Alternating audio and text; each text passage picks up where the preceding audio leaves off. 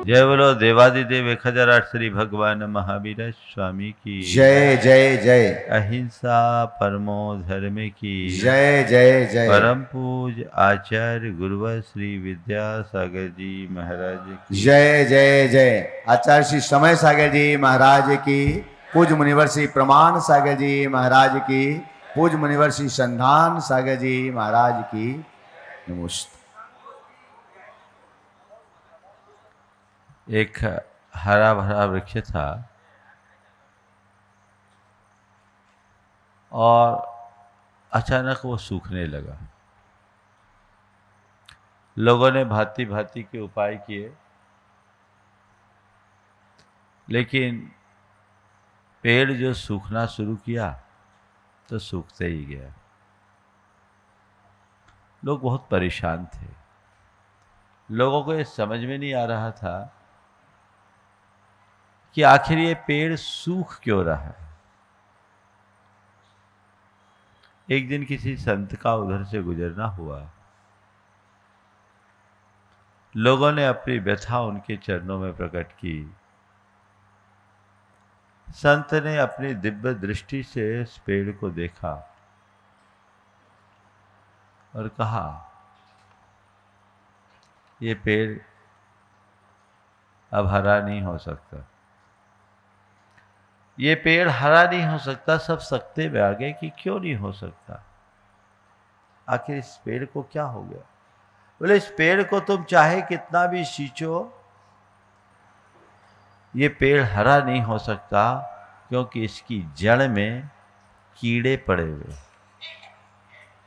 जब तक उन कीड़ों को बाहर नहीं निकालोगे, पेड़ हरा नहीं हो सकता।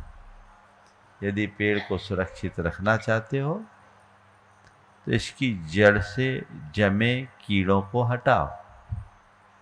लोगों ने उनका अनुकरण किया, कीड़े हटे और देखते ही देखते वह पेड़ फिर से हरा भरा हो गया। जीवन के साथ भी कुछ ऐसा ही है। हमारे जीवन के वृक्ष में यदि नकारात्मकता का कीड़ा बैठ जाए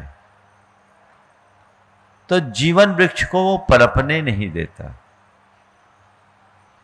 हमारी कोशिश होनी चाहिए उस नकारात्मकता को हटाने की। विगत दिनों मैंने इसी नकारात्मकता के निवारण की चर्चा आप सबके मध्य की और अकारादि क्रम से उस श्रृंखला की शुरुआत हुई। अ और आ पर चर्चा हुई, ई से शुरुआत हुई थी। बीच में अन्यत्र प्रवास होने से वो क्रम कुछ रुका। आज मैं चाहता हूं उसी क्रम को आगे बढ़ाया जाए और एक चर्चा का आधार बनाया जाए। जरूरत है जीवन को समझने की, जीवन की व्यवस्था को समझने की। जीवन की एक बहुत बड़ी सच्चाई है कि हम अपनी ही वजह से दुखी होते हैं। हमारे दुख का कारण बाहर नहीं, हमारे भीतर है। यदि हम अपने अंदर की नकारात्मकता को नष्ट कर दे, उससे मुक्ति पा लें, तो हम तत्क्षण सुखी हो सकते हैं। और जब तक हम पर नकारात्मकताएं हावी होगी, हमारे जीवन में दुख बना रहेगा। एक ही चर्चा हुई थी, इच्छा की बात हो गई। आज बात है ईर्ष्या की। क्या है? ईर्ष्या एक ऐसा मनोविकार जो हमें अंदर से खोखला कर देता है। खोखला ही नहीं, ईर्ष्या एक ऐसी आग है जो हमारी चेतना को विदग्ध कर देती है। अंदर ही अंदर सुलगते रहती है और हमारी सारी शक्ति और क्षमताओं को नष्ट भ्रष्ट कर देती है। आज हमें देखना है मैं कहाँ हूं, मेरी स्थिति क्या है ना। 4 बातें करूंगा, ईर्ष्या का लक्षण, ईर्ष्या का लक्षण, ईर्ष्या का कारण, ईर्ष्या का परिणाम और ईर्ष्या से मुक्ति का उपाय। ईर्ष्या मेरे अंदर है या नहीं है, हम कैसे जांचे? हमारे मन में ये तो आ जाता है कि सामने वाला मुझसे ईर्ष्या करता है ना? ईर्ष्या का मतलब क्या? हम उसके लक्षण को जब समझेंगे तब ये बात हमारे सामने पूरी तरह स्पष्ट हो जाएगी कि ईर्ष्या क्या है और वो मेरे भीतर है या नहीं, है ना? सबसे पहला, किसी की प्रगति को न सह पाना, देख पाना। दूसरा लक्षण, किसी की प्रशंसा को न सह पाना। तीसरा, अपनी अयोग्यता और अपात्रता की अनदेखी कर दूसरों पर दोषारोपण करना।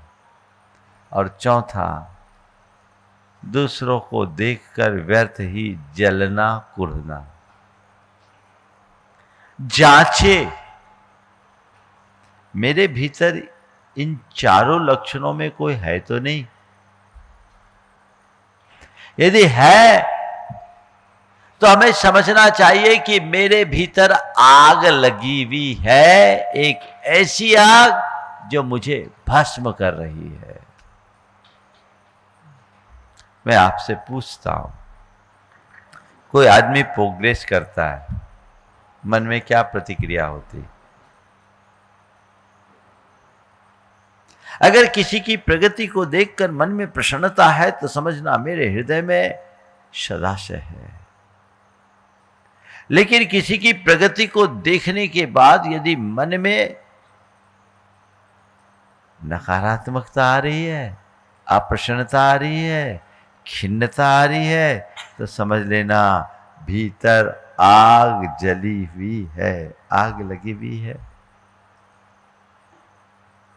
ये हमें अपने अंदर उतर करके देखना है, क्या कर रहे हैं। मेरा अनुभव ये बताता है कि आम आदमी की प्रगति से हमें कोई फर्क नहीं पड़ता, लेकिन हमारे निकट का यदि कोई आगे बढ़ता है तो अंदर से परेशान कर देता है, होता है। तो अगर कोई निकट का ऐसा करे तो हमारे अंदर बहुत परेशानी होती है। संत कहते हैं, अगर किसी की प्रगति दिखती है तो उसकी प्रगति को देखकर प्रेरणा लो। ईर्ष्या क्यों कर रहे हो? वो आगे बढ़ा है, अपने बूते पर बढ़ा, अपनी मेहनत से बढ़ा, अपने परिश्रम से बढ़ा, तो मैं भी उसकी तरह मेहनत करूं, मैं भी परिश्रम करूं, मैं भी आगे बढ़ूंगा। लेकिन ये बड़ी दिक्कत है। कोई का ज्यादा अच्छा हो गया, आपके मन में क्या आता है? अगर आपने कोई उपलब्धि अर्जित की तो मेहनत से, और किसी दूसरे को कोई उपलब्धि हुई वो तो तिकड़मी है, जुगाड़ू है ना? वो अप्रोच लगाया है, ये कोई साठगांठ है। ये प्रतिक्रिया अंदर से आती कि नहीं आती? प्रायः ऐसी ही प्रतिक्रिया आती है, और यह ईर्ष्या का लक्षण है। हम लोग बोलते देख दूसरों की प्रगति को कभी न ईर्ष्या भाव धरो। दूसरों की प्रगति को देखकर मन में ईर्ष्या भाव न आने देना एक बहुत बड़ी साधना है। हम अपने अंदर मन को टटोल करके देखें, मेरे हृदय में ऐसा ईर्ष्या भाव न आए वैसी हम कोशिश करें। ठीक, किसी की प्रगति को न देख पाना, कोई कुछ पाया है तो उसे न पचा पाना बड़ी कठिन होती है ना। किसी की उपलब्धियां बर्दाश्त नहीं होती।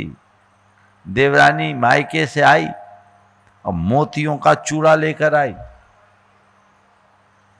अब मोतियों का चूड़ा लेकर आई, सहज भाव से अपनी जेठानी को देखी आई, बोले देख मेरे भाई ने मुझे ये चूड़ा दिया।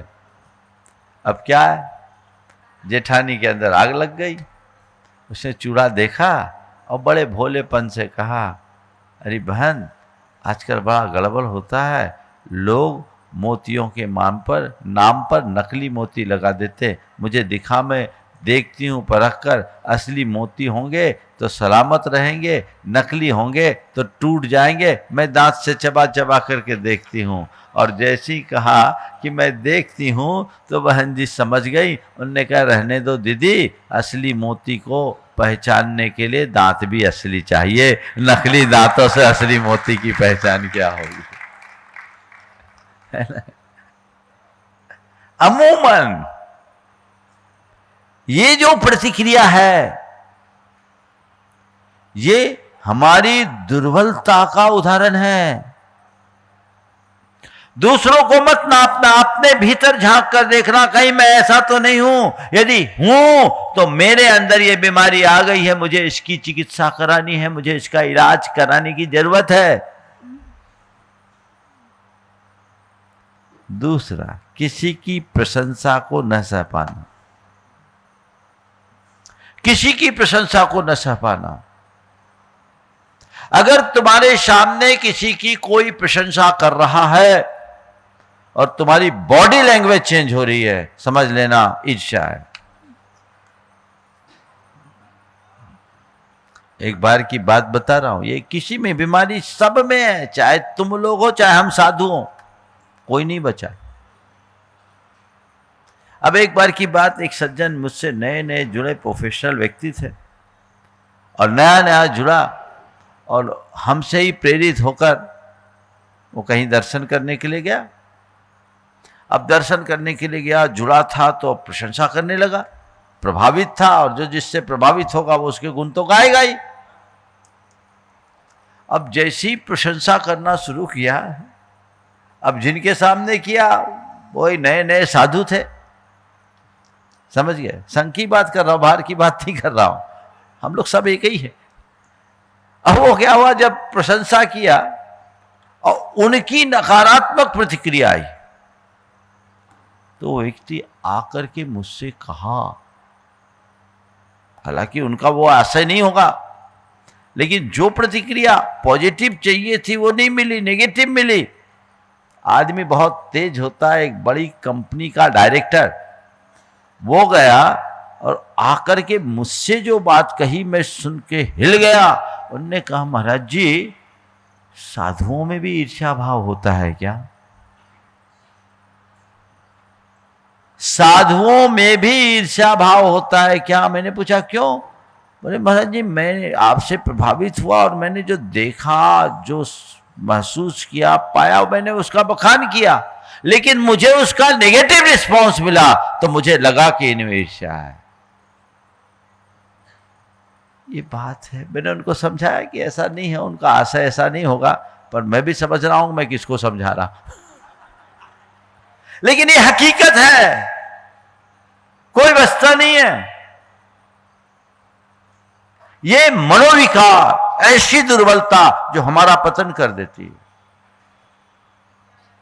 अमूमन जो जिसके साथ रहता है उसको उसी से ईर्ष्या होगी, भाई को भाई से ईर्ष्या होगी, पड़ोसी से ईर्ष्या होगी, समान व्यापार करने वालों से ईर्ष्या होगी, अपने रिश्तेदारों से ईर्ष्या होगी, अपने सामाजिक बंधुओं से ईर्ष्या होगी। जमाने से ईर्ष्या नहीं होगी। पंडित को पंडित से ईर्ष्या होगी, व्यापारी को व्यापारी से ईर्ष्या होगी, जो जिस प्रोफेशन में हो उसको उसी प्रोफेशन वालों से ईर्ष्या होगी, और त्यागी को त्यागी से ईर्ष्या होगी, साधु को साधु से ईर्ष्या होगी। हाँ, आगे न बोलो बाबा।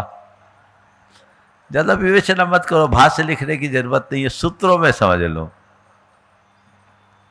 तो ये चीजें होती है, उसकी वजह अंदर में जमा हुआ यह कुसंस्कार, हमारे सबकॉन्शियस में ये बातें बैठे, काम, क्रोध, लोभ, मोह, ईर्ष्या, वैमनस, मात्सर, ये विकार जो कूट कूट के भरे, इन्हीं को तो दूर करना है। यही तो हमारी चेतना को जड़ताक्रांत करते हैं। किसी की प्रशंसा को न सह पाना, कोई किसी की प्रशंसा करे और सामने वाले में अप्रसन्नता के भाव दिखे, समझना मामला गड़बड़ है। और एक बात और है, जिससे तुम्हारा प्रेम हो उसकी प्रशंसा सुनकर तुम प्रफुल्लित होगे, और जिसके प्रति तुम्हारे मन में द्वेष है उसकी प्रशंसा सुनने से तुम में आग लगेगी। बोलो, है ना ये अनुभव की बात? हाँ, है ना? तो ये चीजें ऐसी चलती है, ऐसी बनती और बदलती है। तो यदि किसी की प्रशंसा बर्दाश्त नहीं हो पा रही है तो समझ करके चलना अभी बहुत पीछे हो, अभी बहुत पीछे हो, है ना? दो पंडित थे, बहुत पुरानी कहानी याद आई। दोनों एक यजमान के यहाँ मेहमान हुए। यजमान अच्छा सत्संग प्रेमी था। एक फ्रेश होने के लिए गए तो दूसरों से पहले की प्रशंसा की कि पंडित जी, डॉक्टर साहब तो बड़े विद्वान हैं, हमने सुना है बहुत अच्छे प्रोफेसर है, उनने कई विषयों पे एमए कर रखा है, पीएचडी है, डिलीट है, और उनके अंडर में कई लोगों ने बहुत सारी पीएचडीज की है, बहुत अच्छे संपादक, लेखक और वक्ता भी हैं, क्या ख्याल है आपका? हमने कहा, अरे भाई, निरा बैल है, कुछ जानता मानता नहीं, तुम कहाँ चक्कर में पड़े हो? वो तो निरा बैल है, निरा बैल, कुछ नहीं आता। जानते हो पीएचडी का मतलब क्या होता है?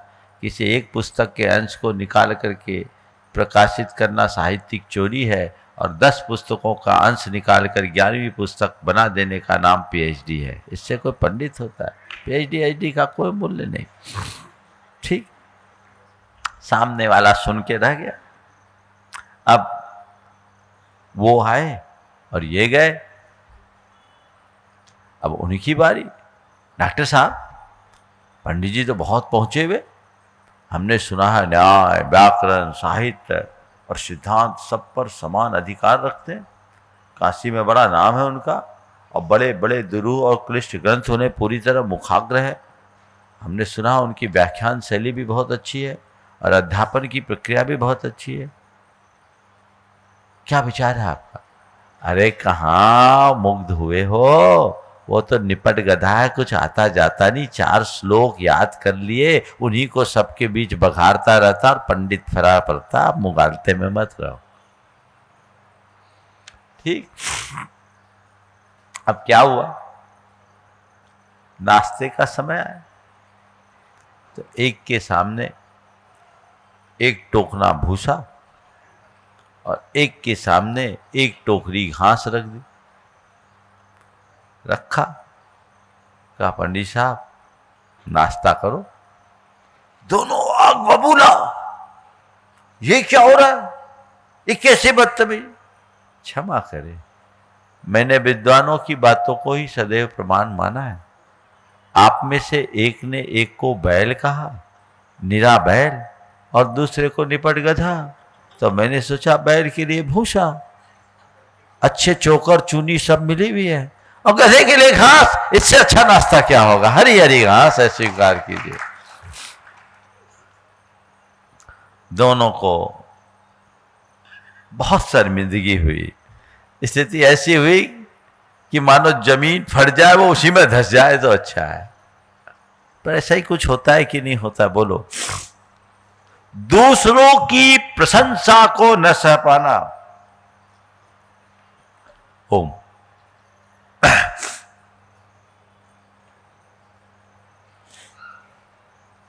एक बहुत बड़ी दुर्बलता है जिससे हमें मुक्त होना चाहिए। तीसरी बात, अपनी अयोग्यता और अपात्रता की अनदेखी कर सामने वाले पर दोषारोपण करना। मेरे साथ पक्षपात हुआ, पक्षपात का आरोप, ये ठीक नहीं है, उसको इतना मुझे कम।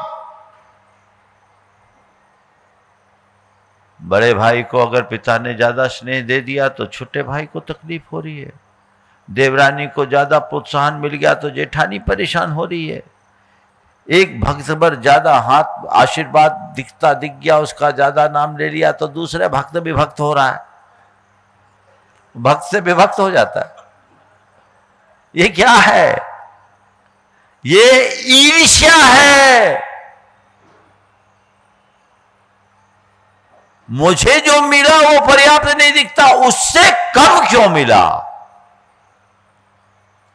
ये क्यों नहीं सोचते कि शायद वो मुझसे ज्यादा लायक है इसलिए उसको उतना मिल गया, वो जिसके लायक था वो उसे मिल गया और मैं जिसके लायक हूं मैं पा गया।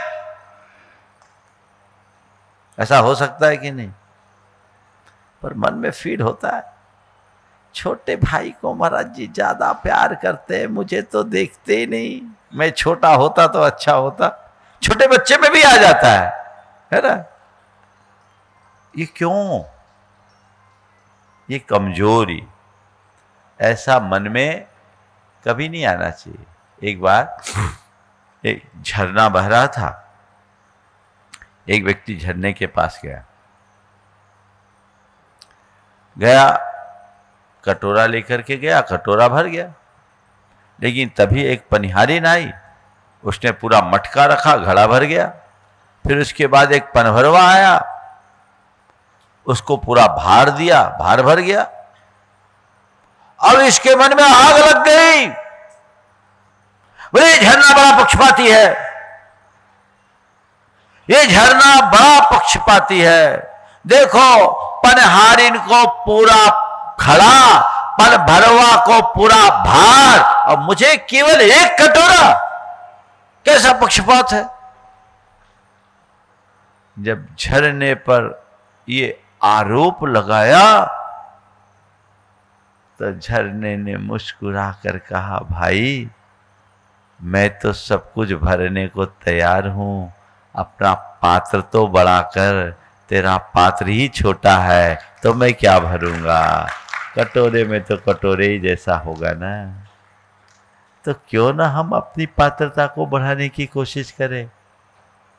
लोग अपनी पात्रता को बढ़ाने में शक्ति लगाने की जगह सामने वाले पर पक्षपात का आरोप लगाते हैं, और यदि ऐसा आरोप है तो ईर्ष्या की आग लगी हुई है, ये समझना चाहिए। अभी आग लग गई है अंदर, ये तुम्हें लील जाएगी, नष्ट कर जाएगी, तुम्हारा सर्वस्व विनष्ट होगा, सब कुछ स्वाहा होगा। जीवन की सच्चाई है। ईर्ष्या हमारे भीतर के ऐश्वर्य को लील जाती है, अंदर से खोखला करेगी। ये चारों परिणतियों को हमें ठीक करने की जरूरत है। चौथी बात, व्यर्थ में ही जलना कुड़ना। कुछ लोगों की प्रवृत्ति ईर्ष्यालु होती है, ईर्ष्यालु।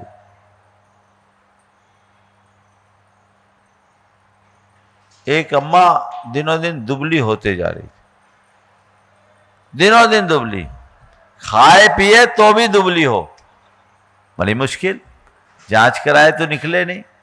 एक दिन उसका बेटा आया, बेटा फौज में था, उसने पूछा, माँ तू आजकल इतनी दुबली क्यों हो रही है? बोली क्या बताऊं, मुझे बहुत तकलीफ होती। बोली क्या?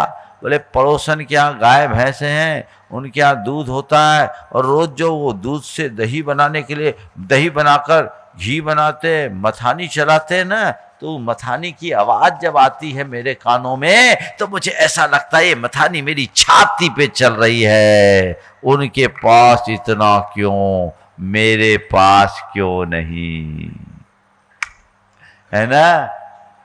उसके पास इतना क्यों, मेरे पास क्यों नहीं? अरे भैया, उसके पास जितना है वो उसका है, तेरे पास जो है वो क्या कम है? उसे तो देख।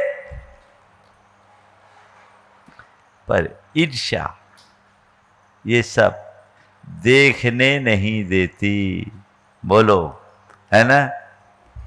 तो मैं मान लूं आप लोगों को कोई में ये बीमारी नहीं है क्या? मान लो। क्यों? आप सब तो विशुद्ध भक्त लोग हैं, हाँ? पूरी तरह इन सब बीमारी से मुक्त है। थोड़ा जोर से तो बोलो। तो बीमारी को पालना है कि उसका इलाज कराना है? हाँ, पक्के में तो इलाज कर दूं, आज ही करूं कि एक आध दिन और खींचूं? हाँ, जरूरी है। हाँ हाँ हाँ। अब पहले इलाज के इसके कारण को जानना पड़ेगा।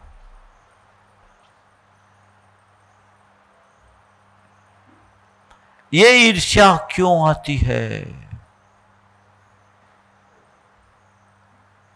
इसका सबसे पहला कारण है अहमन्यता। क्या है? अहमन्यता। अहमन्यता यानी क्या? मैं ही सब कुछ हूं, मैं ही बड़ा हूं, मेरी बराबरी किसी से नहीं, सबसे सुपर मैं हूं, है ना?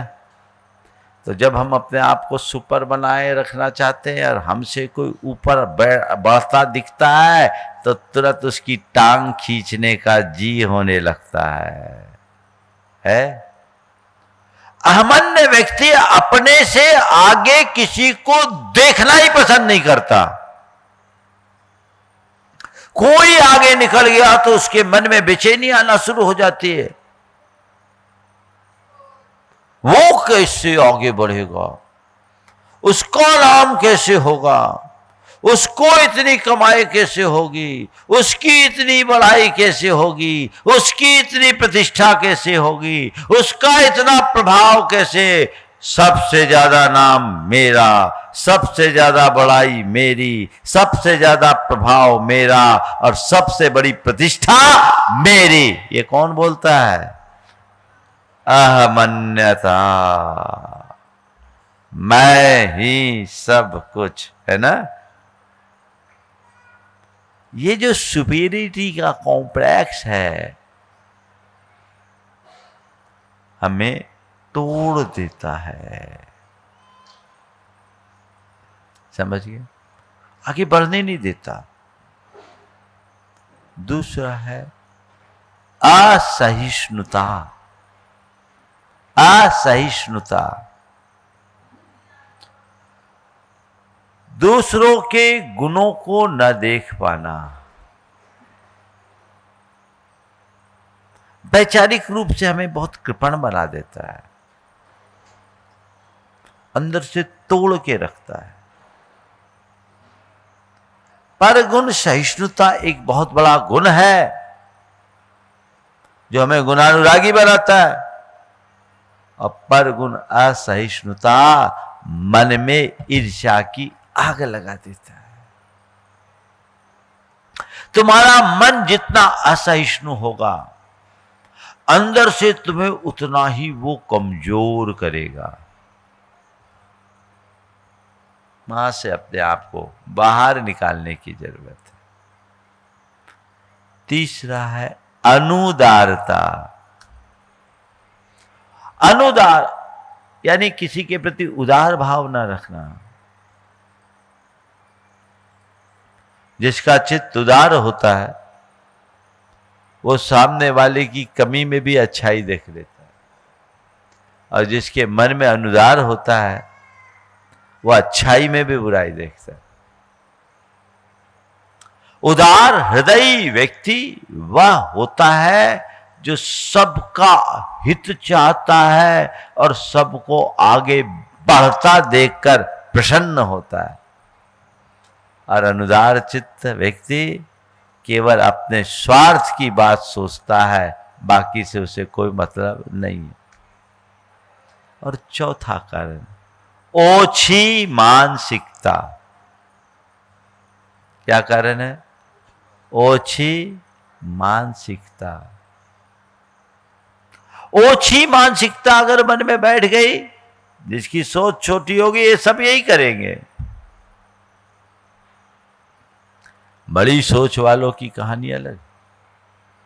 देखो हमारे गुरुदेव की कितनी बड़ी मानसिकता थी। मैं एक घटना बता रहा हूं। हमारे संघ के एक महाराज आए, बड़े महाराज थे, प्रतिष्ठित महाराज थे, और उनके स्वागत में नगर में बड़ी तैयारी थी, बड़ी तैयारी। लोगों ने 70 गेट बनाए थे। अब साधु के मन में भी आ जाता है। उनने जाकर के आचार्य महाराज के पास कहा, मैं वहीं बैठा था, महाराज जी ये लोग इनके लिए बहुत ताम झाम कर रहे हैं। बड़ी दिक्कत होती है, कहीं थोड़ा सा अच्छा हो जाए ना तो दूसरे के व्हाट्सएप चलने लगते हैं। दिया 1 रुपया नहीं है, 1 पैसा नहीं दिया है ना, तो ये चलता है और भक्तों में ज्यादा चलता है। अभी देखो चतुर्मासों में कंपैरिजन चल रहा होगा, कहाँ कितनी बोली लगी, कहाँ कम लगी। ये क्या है? भक्तों की ईर्ष्या है ना। सब जगह का पता है, हमारा किसी को पता ही नहीं, और हम पता लगने भी नहीं देते। समझ गए? उसको पता, हमको पता है, और हमारा काम सबको पता है। जरूरत क्या है? ये बड़ी विचित्रता है कि आजकल चतुर्मासों की प्रभावना भी कलशों की बोली से होती। पर बंधुओं, हमने ये मिथ तोड़ दिया कि केवल कलश रखने से बोली से पैसा आता है। हमारे भक्त तो ऐसे हैं कि आप कुछ न दो तो भी सब कुछ देने के लिए तैयार है। आज विजय मंजू जैसे लोग यहाँ पर उपस्थित है, इनका कितना बड़ा त्याग है बिना कलश के, और जितना बड़ा इनने भाव व्यक्त किया है, देश में अभी तक किसी ने उतना बड़ा काम न किया होगा। वो काम है, ये भाव है।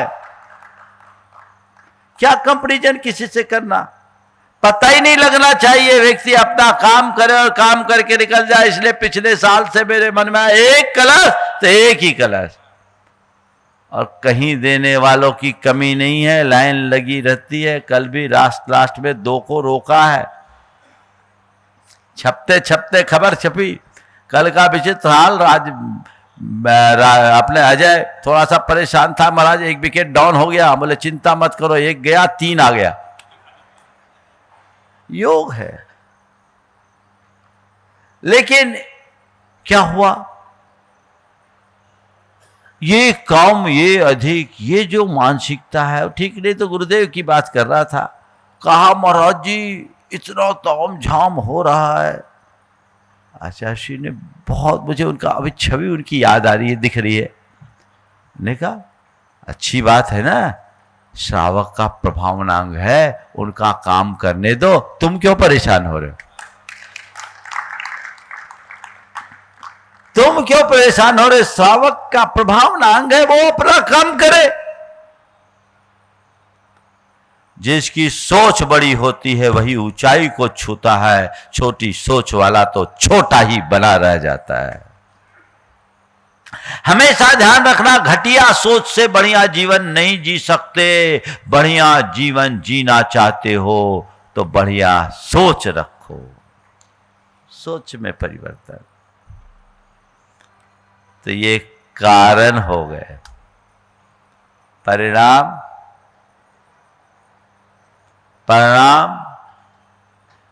बैर, विरोध, बैर, विरोध, विद्वेष और हिंसा। बैर, विरोध, विद्वेष और हिंसा। जब भी ईर्ष्या होगी प्रेम नहीं रहेगा, वैर बंधेगा। जिसके प्रति ईर्ष्या उसके प्रति विद्वेष होता है, विद्वेष से वैमनस्य आता है, मनोमालिन्य होता है, फिर हम उसका विरोध करना शुरू कर देते हैं और विरोध करने के बाद हिंसा पे उतारू हो जाते हैं। हिंसक प्रतिशोध होता है। देखो ईर्ष्या कितना खतरनाक रूप लेती है। दो उदाहरण सुना। एक जगह दो भाई थे, दोनों का एक सा व्यवसाय था। उनके व्यवसाय का नाम अब नहीं ले रहा, दोनों के ब्रांड थे। अच्छा काम चलता था, दोनों ने अलग अलग किया, मिलता जुलता नाम रहा ब्रांड का। एक का व्यापार थोड़ा ज्यादा चल गया, दूसरे का व्यापार कम। आप लोग समझ गए होंगे, 2013 के अखबारों में ये छपा है। अब जिसका व्यापार कम चला, बड़े भाई के, एक बड़ा छोटा कौन था मुझे याद नहीं, लेकिन जिसका व्यापार कम चला वो अधिक चलने वाले व्यापार भाई के प्रति जिसका व्यापार अधिक चलता था, ईर्ष्या से भर उठा। और यही नहीं रुका, उसने उसके नाम की सुपारी दे दी और वो मंदिर से दर्शन करके निकल रहा था, शूटरों ने उसकी गोली मारकर हत्या कर दी। वो तो मरा, भेद खुला, भाई पकड़ा गया, वो भी बर्बाद हो गया, जेल में रहा। भाई भाई की हत्या के जुर्म में फंस गया। ये ईर्ष्या का कुपरिणाम है, जहां सगा भाई भी अपने भाई का हत्यारा बन जाता है। एक दूसरा प्रसंग आया, एक जेठानी को बच्चा नहीं था, देवरानी को बच्चा हो गया। बच्चा बहुत खूबसूरत था, उसने छोटे से बच्चे पर तेजाब डाल दिया। मैं उस बच्चे को देखा हूं, आत्मा व्यथित हो गई। 2015 की बात, चातुर्मास में। ये क्या है? ईर्ष्या। इसलिए कभी भी ईर्ष्या की बात आए उसे अनदेखा मत करना। मन में ईर्ष्या का भाव पनपने न पाए, ये भाव हृदय में जगाओ ताकि जीवन में सदाबहार प्रसन्नता बनी रहे। एक दूसरे से कंपैरिजन करोगे तो ईर्ष्या होगी, और ईर्ष्या होगी तो इस तरह की दुर्वृत्ति आएगी जो तुम्हारे सारे गुणों को और पुण्यों को नष्ट करके तुम्हें अनंत भाव पीछे ले जाएगी। उसके कारण तुम्हारा गुण और पुण्य सब नष्ट होता है। ये मन में समझो, ये बहुत बड़ी आत्मवंचना है। इससे अपने आप को बचाने की कोशिश करनी चाहिए।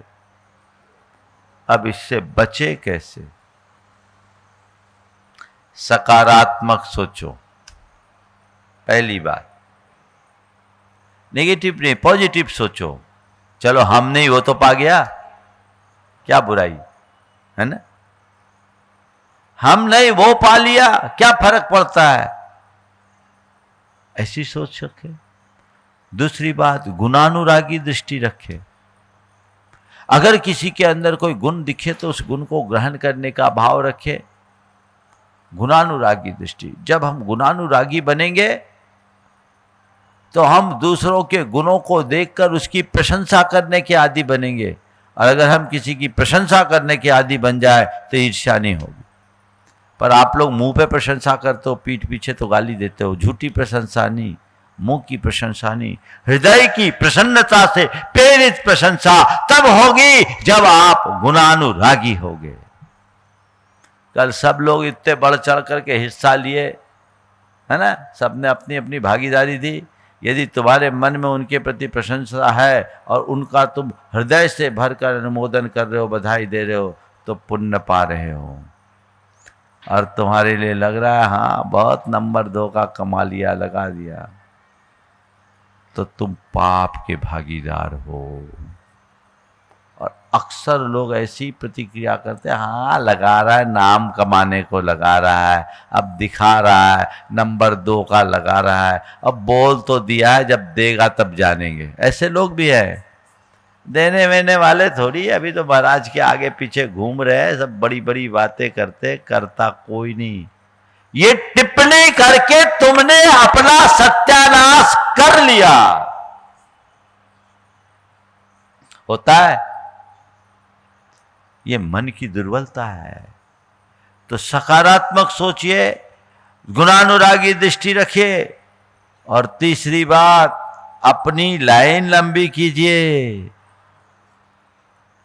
दूसरों की लाइन छोटी करने के में कोशिश मत करें। 2-3 मिनट और रखेगा। दूसरों की लाइन छोटी करने में अपनी शक्ति खपाने की जगह खुद की क्षमता को बढ़ाने की कोशिश करो ना।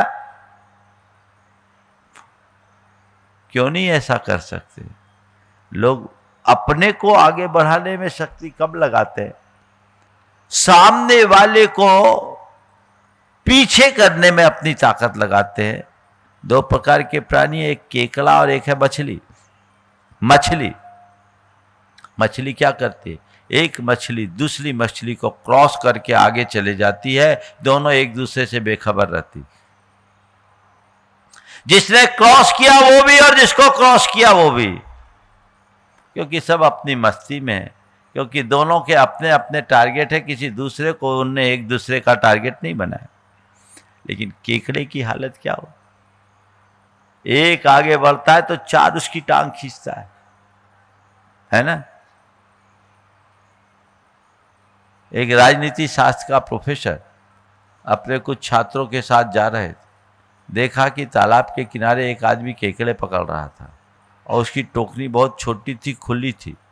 लोगों ने देखा, बोला सर ये आदमी कितना बेवकूफ़ है, खुली टोकरी में केकड़े पकड़ कर रख रहा है, केकड़े उचक कर तुरंत पानी में चले जाएंगे, इसकी मेहनत पानी में चले जाएगी। प्रोफेसर ने कहा बिल्कुल नहीं होगा, ऐसा बिल्कुल नहीं होगा। बोला क्यों? बोले तुम नहीं जानते केकड़े पैदाइशी राजनीतिज्ञ है।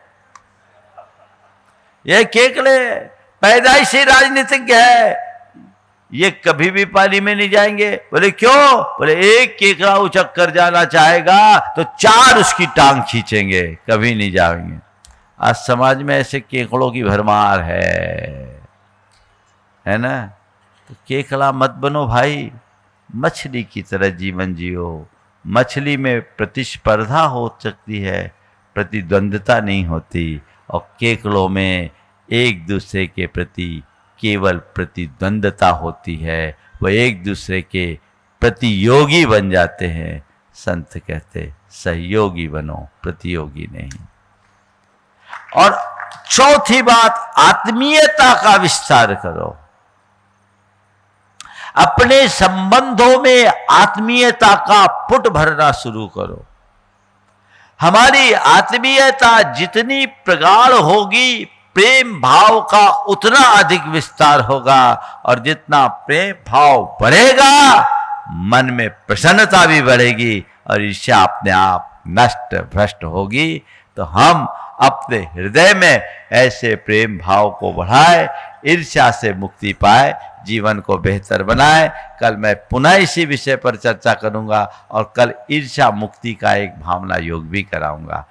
बोलिए परम पूज आचार्य गुरुवर श्री विद्यासागर महाराज। पूज्यवर मुनि श्री प्रमाण सागर जी महाराज श्री की